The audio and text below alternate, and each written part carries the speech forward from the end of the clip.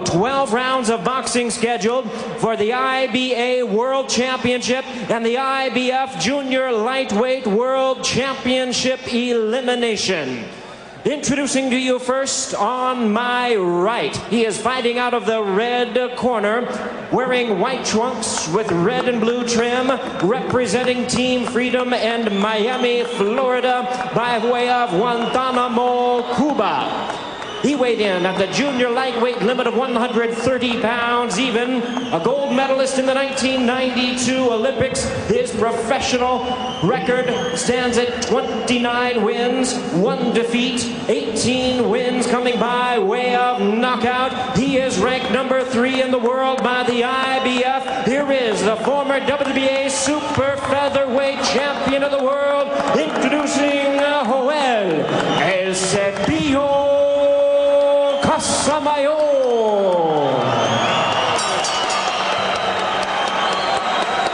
And his opponent across the ring on my left, fighting out of the blue corner in this 12-round attraction, wearing camouflage trunks, fighting out of Las Vegas, Nevada, by way of Sacramento, California.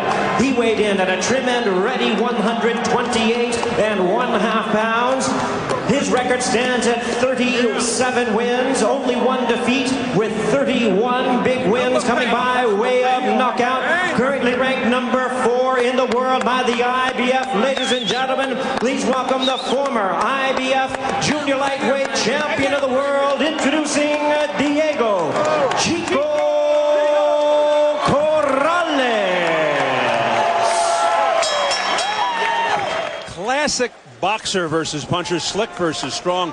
Casamayor, most vulnerable, early, slow starter. We saw that against Freitas, against Roberto Garcia. Often loops his lefts the first few rounds, possibly making him susceptible to Corrales' straight rights down the middle. Corrales, a tall, rangy, busy, two-fisted puncher with crushing power, very tough to hit. But how solid is the chin? That's one question mark after the 5 knockdowns against Floyd Mayweather.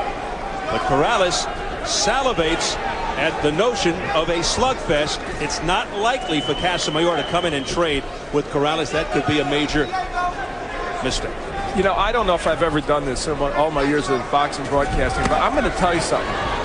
Joel Casamayor has sculpted his body in such a way that he looks like he's in better shape. I seldom say that because it can be so deceiving. This guy had a training camp in which he put himself through the test along with trainer Joe Goosen. We're seeing what he built. Now that doesn't mean he's going to win this fight. He's just going to stand with a big left hook. But it will tell you that he came to win. He's well prepared, but a great physical appearance, as you know, Al, doesn't always translate into a victory. Casamayor, a slashing in and out nuisance southpaw, a pinpoint counterpuncher, who, as Al pointed out, looks to be in fantastic shape. One of the best fighters to come out of Cuba, much more subdued than the upbeat Corrales in our meeting with them the other day. Casamayor knows that the legs are so pivotal here. Some, including Kenny Adams, Corrales' trainer, feel that Casamayor may have gotten a little old in his last fight against Nate Campbell. In fairness, he did take that fight on very short notice. 2.5 weeks to train for the Campbell fight. They took it because that's the climate of boxing today. You have to take fights when they're offered to you. It's part of the reason for this fight. You know, in the old days, you might not have taken this fight, especially for the money they're making. While it's substantial, it's not what would have been 10, 5, 6, 7, 8, 9, 10 years ago. But you do it because you need to fight and you need to be effective. Beautiful, accurate countering left hook upstairs by Casamayor in that exchange. Casamayor's idea is to be cautiously aggressive in the first few rounds and try to take Corrales deep. But that's so true what you said before, that flurry, that exchange. It's just the current economics of boxing.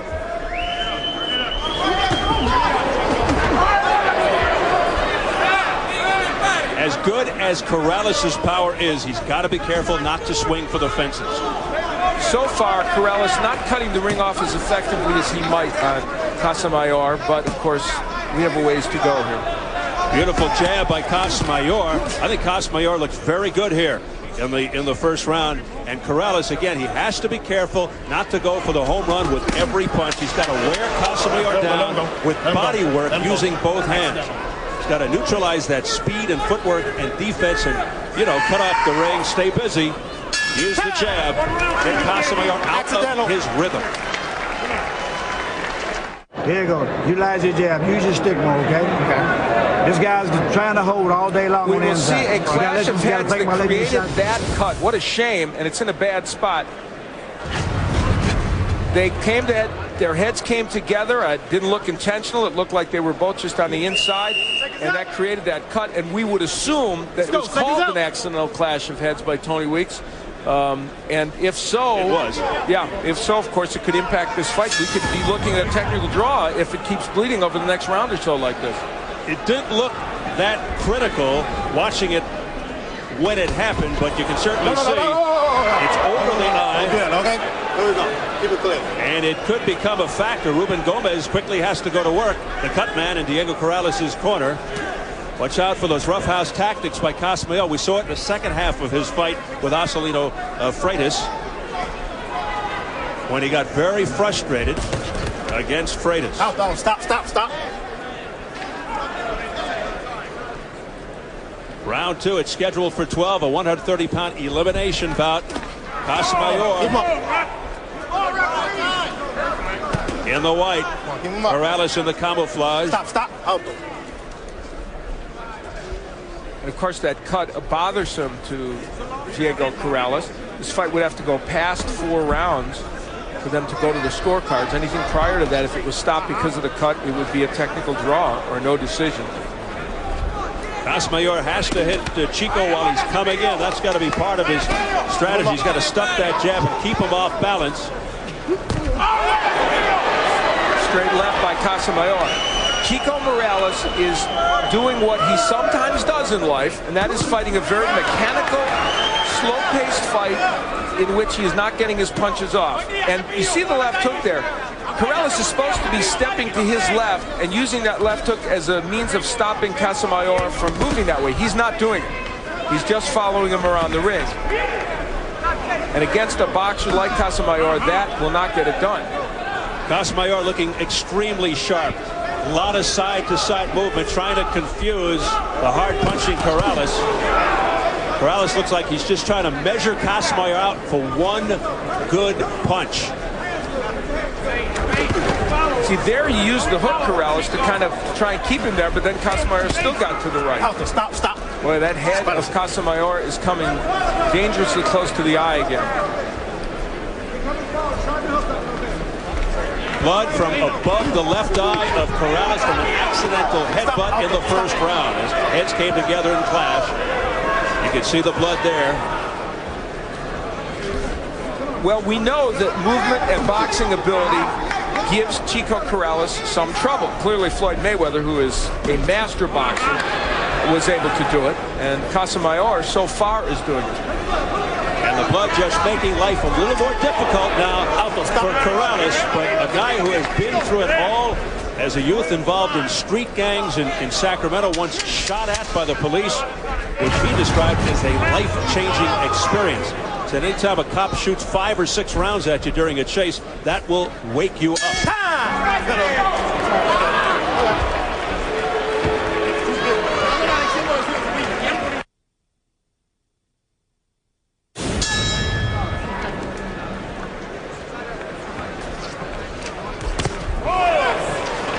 It is round 3, scheduled for 12. A high-stakes, high-risk affair. A win can open a lot of doors. The loser may go back to what might be called boxing hell. Well, it is boxing hell when you have to fight your way back. There goes Corrales. A left hook sends Corrales to the canvas. 4, 5, 6, 7, 8. Come to me. You okay? Yeah. Okay. Well, let's see how Corrales performs now. Another straight left hand. Time. Casamayor. Come here. 1 point over here. 1 point over here. Tony Weeks Casamayor for the headbutt. And that was the second or third time Casamayor has done it. Now, once again, in a big fight, a controversial point deduction of Casamayor. Will that take him out of his game as the Freitas knockdown that he was disputing did? We'll see.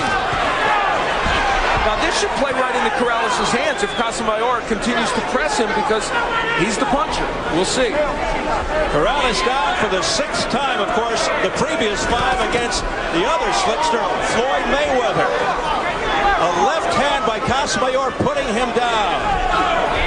And the advantage of the knockdown negated by the point deducted by Tony Weeks. So the Casamayor people sure beside themselves at this junction. And technically speaking, since Casamayor is a left-hander, a southpaw, I guess you would term that a left hand as opposed to a left hook that floored Corrales. Yeah, it was a looping left. Corrales is not putting himself in position where he can throw that left hook. Part of what Kenny Adams was talking about.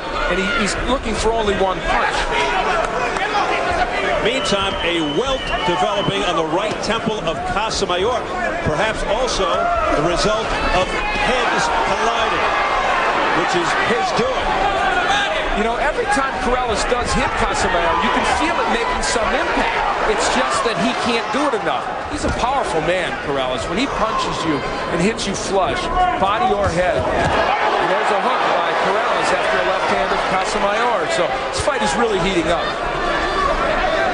We approach 30 seconds left in a furious third round. Seeing Joel Casamayor drop Diego Corrales 26 seconds into the round.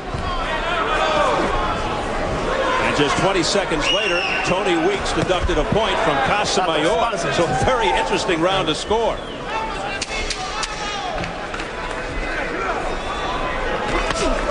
Straight left hand right on the neck of Corrales by Casamayor. Oh, what an interesting round that was. Here's where Casamayor was able to get the left hand. Boy, used the head again there, but that was literally right on the chin. Corrales is dropping his right hand. He's been hit with a lot of left hands. And we see it again where Casamayor, who's using the jab to help set that up, mind you. And that was a pretty straight punch. That was a nice, short, compact left hand that Casamayor was able to get in. And here's where we get the penalty for holding and hitting. Casamayor getting in with some good shots again, the straight left, going in there. That was pretty blatant. Oh, yeah, that was pretty blatant. And he had been warned once before, so I don't know that you can criticize Tony Weeks for taking the point, especially since he warned him. Well, we've seen a little bit of everything here from Casamayor, almost like in the Acelino Freitas fight, pulling the head down of the opponent, headbutting. Oh, straight left hand of Corrales down again. 3, 4, 5, 6, 7, 8. Come to me. Come to me. Come to me. You okay? Yeah. You want to continue? Yeah. Okay. Hey. Step back. Go back. Come on. And this time he's hurt. And Casamayor turning the tables on the power hitter. Diego Corrales looking to end it here in round 4. Another straight left hand right on the chin by Casamayor. There's a looping left to the jaw of Corrales. Corrales looking to come back with an answer. Talk about heart. Oh, Casamayor goes down. 5, 6, 7, 8. Venga para acá. ¿Está bien? Yeah. Okay. Amazing drama here in round 4. The left hook of Corrales showed up on time. Just when he needed it. Out. Stop. Let him go. A round of the year candidate midway. We still have plenty of time left in this round. What else can happen? Now the right hand getting in by Corrales, but when he throws that right, it's very low. He's leaving the opening for another left hand from Casamayor. No. Still over a minute left to go in this round, as you point out. So, shine for some more fireworks. Corrales missing with the left.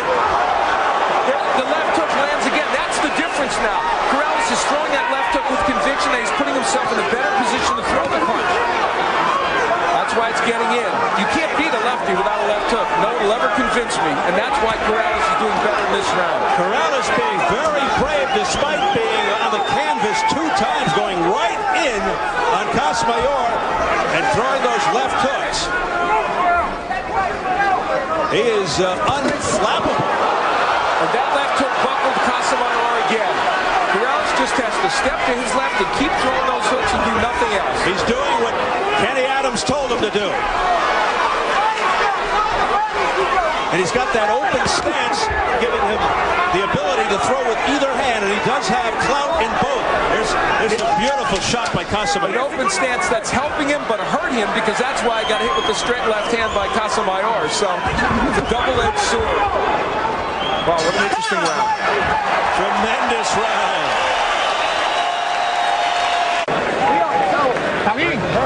This is where Casamayor was able to shock Corrales. That was a superb straight left hand. This time, unlike the first knockdown, Corrales was really stunned. First one got him off balance. This one hurt him. He went down and looked like he was in considerable trouble. However, a big left hook would change everything. There goes Casamayor, and for the rest of the round, and this is important in the scoring, Diego Corrales was able to dominate. Boy, there's this fight in the microcosm. He wipes the cut, which is bothering him, then is able to deliver a left hook because Casamayor was just a little hasty in coming in to get him. Here we go again. Casamayor, the southpaw, in the white. Corrales, the conventional fighter in the camouflage.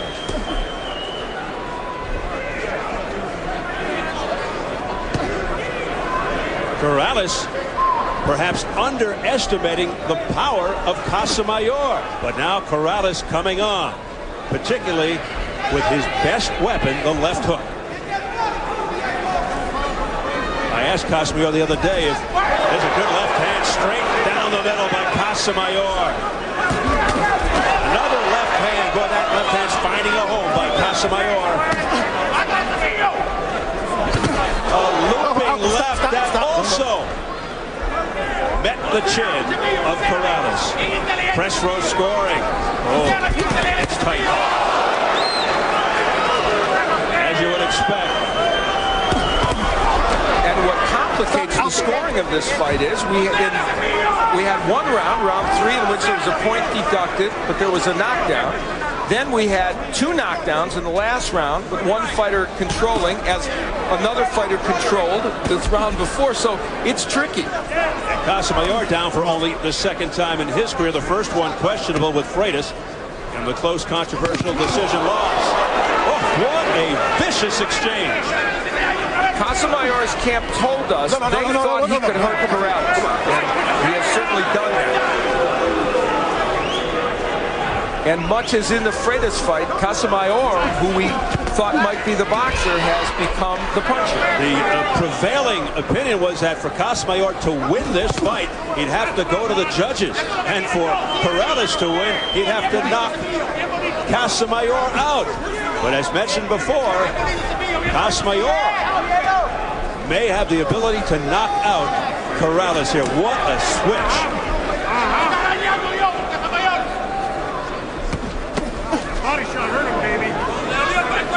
Corrales wanted very much to go downstairs to the body in this fight. Has not been able to do it against Casamayor. And he was hoping that would slow him down. But he's not been able to really make that work. And you know, we mentioned the 12 rounds of boxing for Casamayor in those 4 matches since he's come back. We said, was that enough? Maybe the answer is no, not just because of the level of competition, because he hasn't been in the ring enough to be sharp, and he has not really been sharp in this fight. Well, we said earlier, question raised because Corrales has fought just 12 rounds. It's certainly not the kind of competition that the Casamayor offers since the layoff. And it may be having an effect. This is a huge step up for Corrales. Let's go. Bump over the eye. 6. They've done a great job of closing the cut, though, around the eye. Of Corrales. Yeah, not Casamayor, but of Corrales. Well, this is really something. Casamayor usually gets off to a really slow start, and perhaps all that conditioning, all that tremendous sparring is paying off. Casamayor in the white trunks, a former WBA 130-pound champion, looking to get back on top. Corrales in the camouflage, the former IBF champ. And we heard Kenny Adams, who, by the way, of course, was the trainer of one of our Olympic teams and is a terrific trainer, telling Corrales, you've got to step to your left. You're going the wrong way. You have to step to your left so that you can cut him off and then throw that hook. The other thing that Corrales is not doing, and it's the reason he's missing with the hook to the head so much, he's not doubling up. The reason you double your hook against the lefty is it's when you land that left hook to the body, it brings the hand down, then you can throw it to the head. Terrific work rate by Casamayor. He's throwing a lot. Very busy. Stop. And, of course, the movement is giving Corrales difficulty. The side to side, the lateral. He just never stops moving. To me, these are the most interesting fights in boxing, where they play out in a way that's somewhat different than the normal thinking would indicate, and that's exactly what this match is doing. It's had a lot of ebbs and flows, and we've seen people doing things that are somewhat uncharacteristic. We've had 3 knockdowns. Corrales down 26 seconds into round 3 from a left hand to the chin. Corrales down for the second time, 18-second mark of round 4 from a straight left, and then Casamayor down a minute 2 into round 4. And we've had 1 point deducted from Casamayor in round 3 for roughhouse tactics. Beautiful straight left, right on the nose. There's blood coming from the nose of Corrales. Corrales has not been more than 5 rounds in these 4 comeback fights, so he is in unknown territory, and he's firing. The mouth, blood coming from the mouth, the lip, I believe, of Corrales. He is bleeding profusely. Heavy left hand right on the head by Casamayor. Is having his way. You talk about guts and courage, and there's Corrales. Corrales fighting back now. Every time Casamayor hurts him and gets brave, the left hook lands because he opens himself up to Corrales. Fascinating. Tremendous show of resolve by Diego Corrales, who's bleeding profusely from the mouth.